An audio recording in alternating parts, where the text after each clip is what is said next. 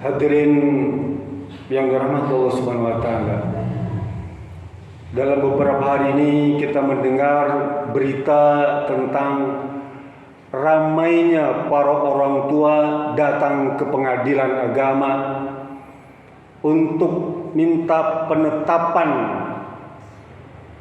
pernikahan pada usia dini. Ya. Dan jumlahnya ratusan, Pak, di tiap kabupaten itu. Bahkan lebih dari 200 salah satu kabupaten itu. Dan saya cek memang di hampir semua kabupaten ya, di negeri kita ini. Terutama di akhir-akhir tahun inilah ya. Itu ratusan orang tua mendatangi pengadilan agama untuk minta penetapan menikahkan anaknya pada usia dini karena hamil duluan. Sungguh merupakan berita yang sangat mengenaskan bagi kita selaku orang tua. Saya selaku katakanlah ya pendakwah, ngeri juga sebenarnya ya melihat perkembangan moral anak bangsa di negeri ini, terutama yang dialami oleh para remaja dari mulai SD, SMP, SMA. Mengapa sampai begitu? Para ahli kemudian memberikan rincian tentang penyebabnya. Kata mereka, diantaranya adalah karena lemahnya pendidikan iman, pendidikan agama. Karena sekarang lembaga pendidikan sekolah itu menjadikan pelajaran agama itu sebagai mata pelajaran tambahan, suplemen saja, subsidiary. Bukan menjadi mata pelajaran utama ya. Bukan agama. Jadi mereka jauh dari nilai-nilai agama. Yang kedua memang karena pengawasan orang tua juga sangat rendah terhadap anak itu. Yang ketiga tentu saja karena pergaulan bebas ya. Sekarang ini memang para remaja ini digandrungi semacam sifat hedonis. Hedonis ya? Kayak hura-hura. Dulu menyebutnya 4F tuh. Pengaruh yang besar tuh. Pertama karena film.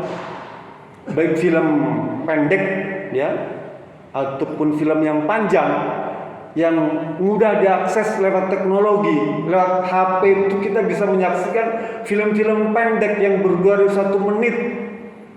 Pornografi itu ya. Film ini mudah ya.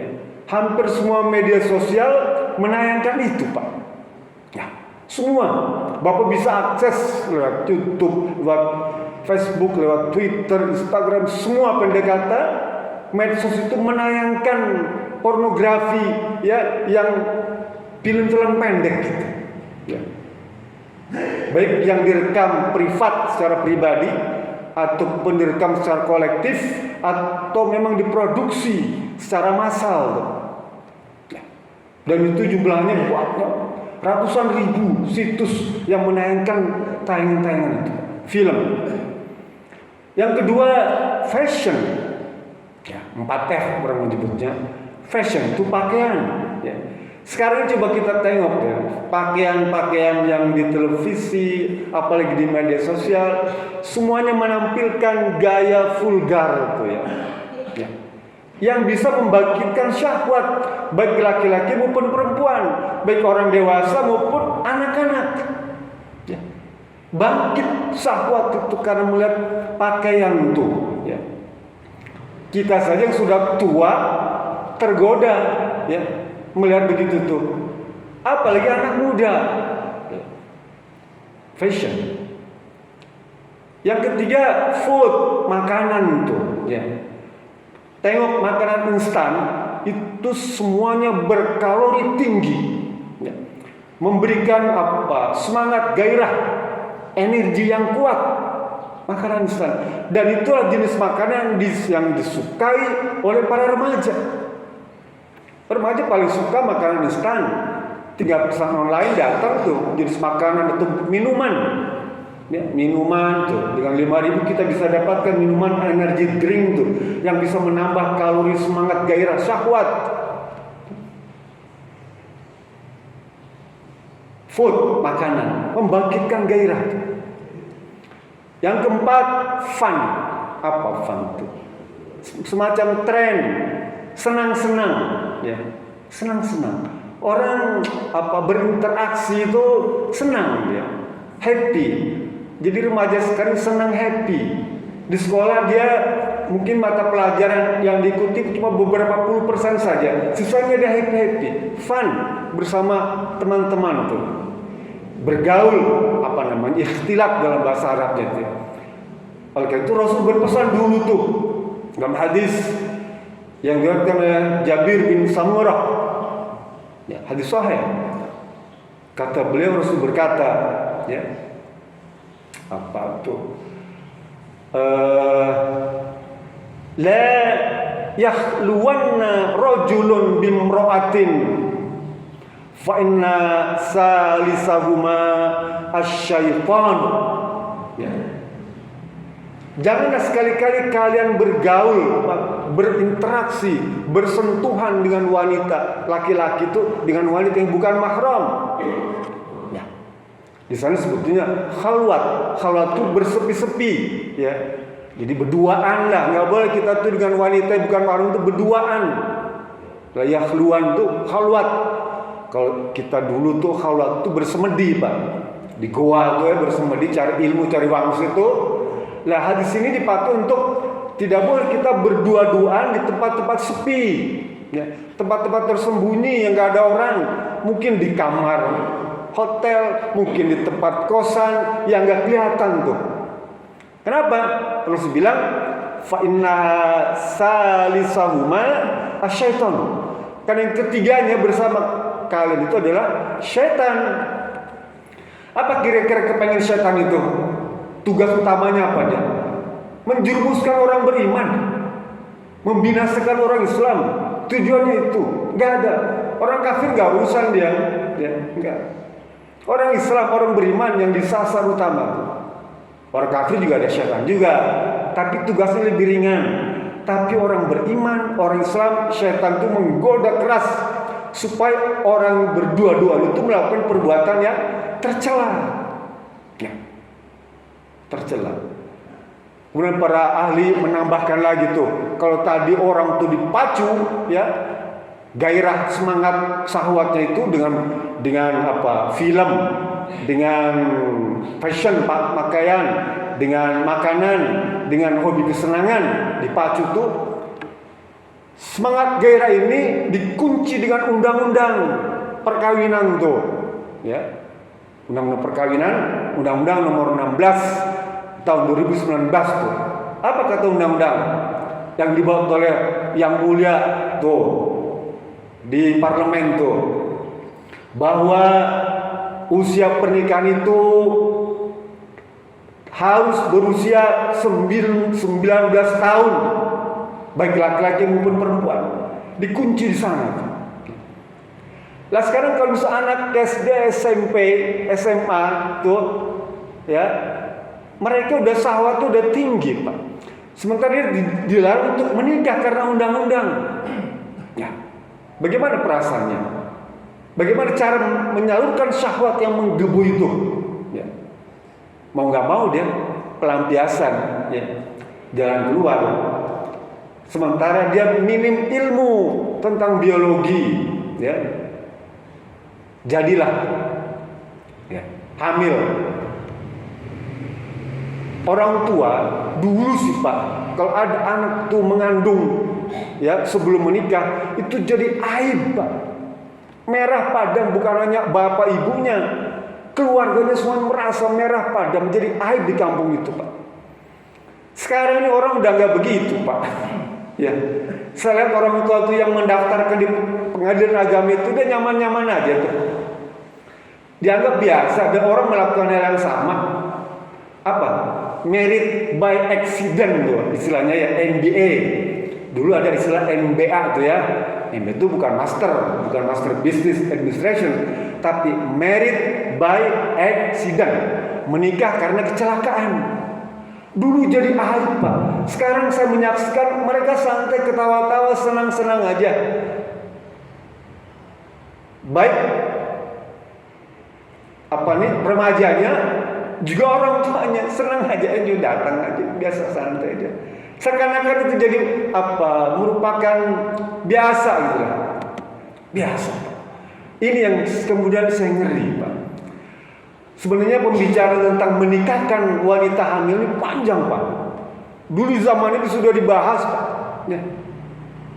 Tentang perdebatan wanita hamil dinikahkan ini tidak cukup waktu untuk menjelaskannya ya. Kemudian yang berikutnya lagi kata para ulama adalah lemahnya pengawasan orang tua. Lemah kita merasa mungkin kita sibuk dengan urusan kantor, sibuk dengan urusan kebun, sibuk urusan peternakan, sibuk urusan bisnis tuh.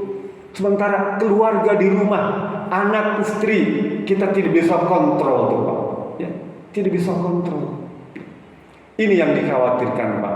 Oleh itu Allah berpesan dalam surat At-Tahrim ayat 6 tuh, ya. Nanti buka di rumah 666. Tuh. Bagus tuh ayatnya ya. 666. 666. Surat 66 ayat 6.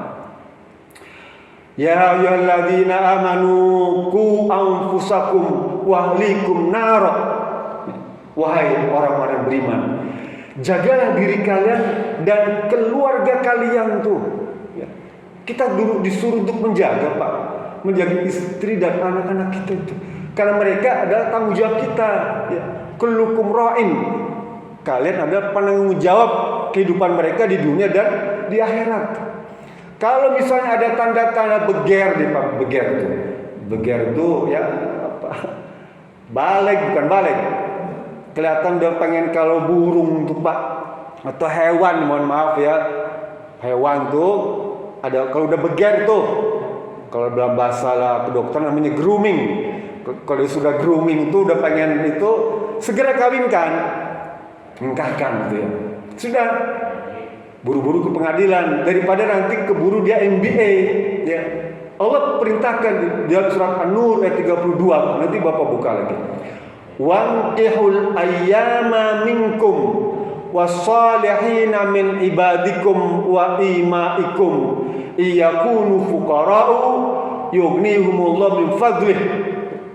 Wahai ya hamba Allah, orang beriman, orang Islam ya, nikahkanlah segera tuh anak-anakmu, pembantu-pembantumu yang perempuan tuh, ya. Dan jangan takut miskin, ya. Jangan takut miskin menikahkan anak itu. Karena Allah ini punya kuasa terhadap rezeki. Justru dengan menikahkan itu rezeki Allah tambah. Kita kadang-kadang takut, wah dia belum kerja. Lah menikah itu pekerjaan. Dia masih belum kerja, sebelum selesai sekolahnya jadi pengangguran. Menikah itu pekerjaan dan Allah tambahkan rezeki. Siapa yang menjamin? Allah. Di mana kita tahu? Surat An-Nur ayat 32 tentang jaminan rezeki orang yang sudah berumah tangga. Ya. Bahkan dalam hadis lain kata Ibnu Mas'ud ya ma'syara syabab man istata minkumul ba'd falyatawazzab. Wahai para pemuda, nih, jika kalian sudah merasa mampu untuk menikah, segera menikah, jangan ditunda. Karena jika ditunda akan mendatangkan fitnah-fitnah baru. Jadi kembali lagi kita sebagai orang tua nih Pak, beri perhatian kepada anak. Karena sekolah juga tidak memberikan perhatian perkara itu Pak. Sekarang ini di sekolah, baik dari mulai TK, TP, SD, SMP, sampai perguruan tinggi, dia tidak bertanggung jawab terhadap akhlak anak kita, Pak. Enggak. Coba tanya guru-guru, mengajar cuma mengajar sampai ke sekolah, kasih bekal nih, tolong pelajari ini, selesai. Dia tidak bertanggung jawab terhadap urusan mental, moral anak-anak kita. Enggak ada urusan. Apalagi di mata pelajarannya, pelajaran agama itu hanya sebagai subsidiary, suplemen, tambahan saja. Jadi dia nggak ada urusan. Mau rajin sholat, ya, mau akhlaknya jelek, nggak urusan. Nah, karena itu kitalah nih, ya harus agak ekstra sedikit, terutama orang tua yang masih memiliki anak-anak usia remaja nih, ya, jaga Pak. Sayangi mereka, tumpahkan kasih sayang. Beri mereka pendidikan iman, beri mereka pendidikan moral, beri mereka pendidikan akhlak, beri mereka pendidikan jiwa, beri mereka pendidikan sosial. Beri semua itu. Ya. Siapa memberi? Kita orang tua, Pak. Nggak sanggup. Di lembaga pendidikan muhajirin ada tempatnya. Titipkan kepada lembaga-lembaga keagamaan. Tolong dididik. Insya Allah kan takdir itu berbarengan dengan ikhtiar kita. Allah nih Pak, ya Rasul bilang at-takdir mengikuti ikhtiar kita. Ya. La takdirul qada illa bidawal kasab. Enggak ada takdir seseorang itu, nasib orang itu kecuali ditentukan oleh siapa? Oleh doa kita dan ikhtiar kita. Oleh karena itu pengawasan kepada anak nih Pak, itu atas dasar ikhtiar kita lah, maka Allah akan menetapkan takdirnya. Jika Bapak ingin atau sayang kepada anak-anak kita yang kelak nanti akan mendoakan kita kalau kita sudah meninggal, didik mereka, bimbing mereka, arahkan mereka, sayangi mereka, tumpahkan curahan kasih sayang kita kepada anak agar mereka bahagia di dunia dan selamat di akhirat kelak nanti.